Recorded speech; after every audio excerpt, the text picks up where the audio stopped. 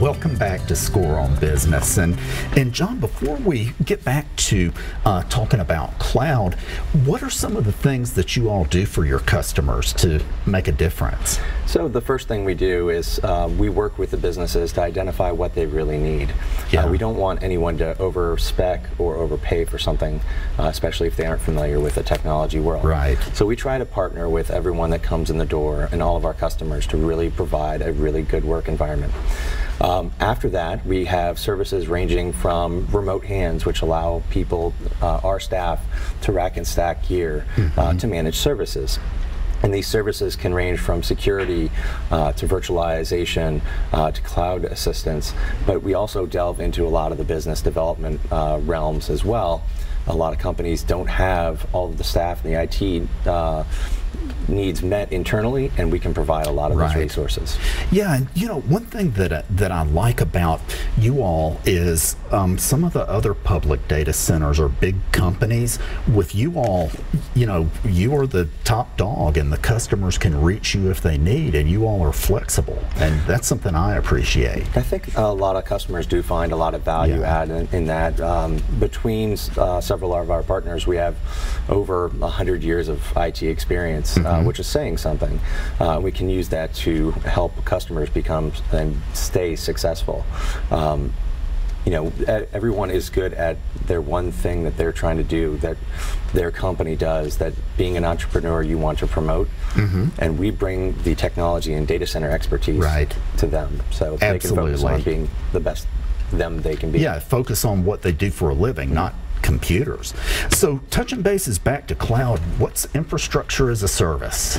And that can be looked at several different ways, where most simply we can provide the infrastructure, we can manage it, and a customer would come in and say, I need XYZ capability, and we would scale the environment to meet their demands. Right, and normally that's going to be infrastructure as a service is not going to be a 10-person company usually. There's usually going to be, they'll probably have some tech resources, I would think. Yeah, and in that case we can work with those tech services to help coordinate and make our solution compatible with theirs, and vice versa. So a big part of what you all do is enable hybrid cloud, which is probably the most popular of all. Talk to us about what that means. And that is becoming the most popular cloud at the moment as well. While a lot of people are consuming Amazon and Google resources in other cloud, they're finding it difficult to manage cost and to overcome those cost prohibitive pieces. They're managing some of those resources internally. So a co-location data center allows you to maintain a bulk or core of your data in a secure cloud environment that has connectors to the public clouds, the Amazons, the Googles, and it also allows a lot of flexibility, where at one point you had to pick a public cloud to be in. Once you're hybrid, you have the agility and flexibility to move between, so you can make cost-based decisions rather than demand-based.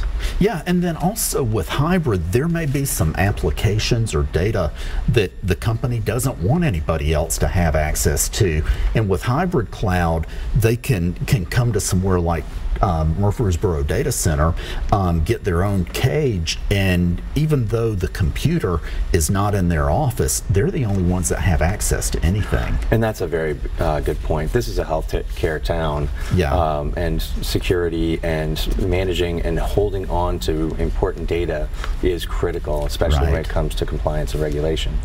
So having a hybrid approach allows you to maintain ownership of your data and your information while leveraging some of the public resources that are available from cloud. Awesome. Awesome. So what is a public data center and why are they important? A public data center is important because to most companies, a data center can represent $1 million to hundreds of millions of dollars of expense. A lot of resource and a lot of upgrades are needed to maintain efficiency. Where a public data center, their only focus is data center, and that allows them to budget effectively, design effectively, and really focus on customer needs and growth. Yeah, I would say there's no way that unless a company is really big, and which is not who the audience for this show is, there's no way to build your own data center properly and save money.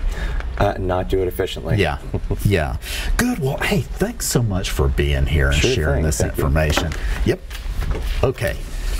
Ladies and gentlemen, we are going to take a break and we'll be right back.